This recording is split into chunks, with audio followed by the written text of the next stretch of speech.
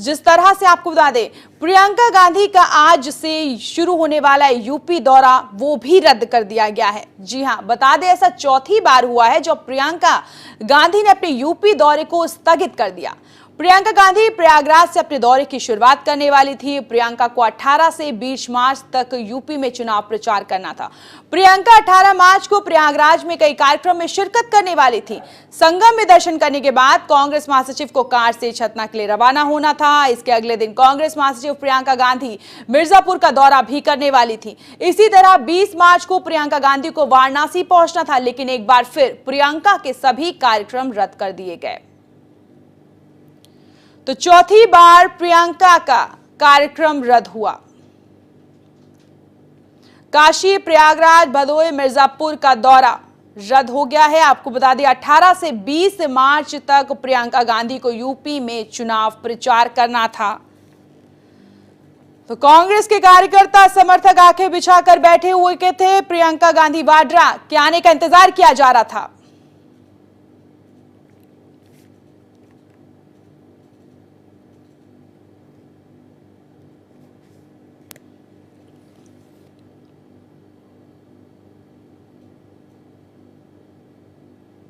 और इस खबर पर अधिक बातचीत के लिए नेशनल वॉइस से न्यूज रूम से एसोसिएट हमारे जो एडिटर है हरकेश जुड़ चुके हैं हमारे से। तो हरकेश, यहाँ पर चौथी बार प्रियंका गांधी वाड्रा का जो कार्यक्रम था यूपी में रद्द हो चुका है।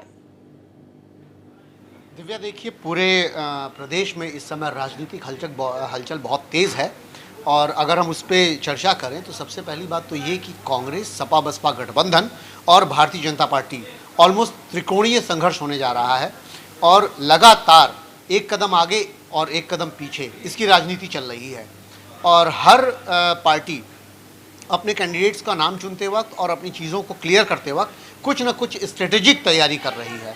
यही कारण है कि प्रियंका गांधी जो लगातार यहाँ पर आने का दौरा कर रही थी कि दौरा करेंगी कि फला डेट को करेंगी, उसमें व्यवधान इस तरह से आ रहा है कि जब प्रियंका गांधी ने यहाँ पर कदम रखा था तो तुरुप का पत्ता उन्हें माना जा रहा है और ये महत्वपूर्ण है कांग्रेस के लिए कि पूरे पूर्वांचल की 39 सीटों का उनको भार दिया गया है और इस प्रभार के तहत जो कार्रवाई की जा सकती है वो उस तरीके से काम कर रही हैं। अभी आपने सुना था कि वो मेरठ में गई थी और आज़ाद से मिली थी, चंद्रशेखर आज़ाद से। तो इसमें बहुत महत्वपूर्ण बिंदु ये है कि प्रियंका गांधी के मन में क्या है या कांग्रेस किस स्ट्रेटजी के तहत कार्य कर रही है, ये सबसे महत्वपूर्ण बिंदु है यहाँ पर। तो स्ट्रेटेजिक तैयारी है ये। प्रयागराज से चूंकि बनारस जाने की बात लगातार आ रही है और वो भी नेविगेबल स्टाइल से कि पानी के माध्यम से जाएंगी, स्टीमर के थ्रू जाएंगी, तो उसमें कहीं ना कहीं राजभवन ने यह भी कहा है कि प्रशासनिक जैसे ही हमें मिल जाएगा, अनुमोदन मिल जाएगा कि हाँ जा सकती हैं आप पानी के रास्ते से,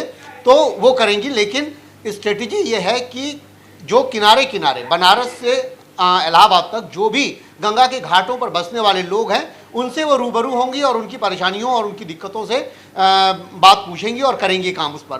तो एक तो प्रियंका की स्ट्रेटजी ये है। दूसरी तरफ जो भाजपा है उसने ये कहा है कि प्रियंका इसीलिए जा पा रहेंगी पानी से क्योंकि ये सफाई योजना के तहत जो है कांग्रेस ने बहुत महत्वपूर्ण काम किए हैं। तो इन दोनों बातों का मतलब निकालिए।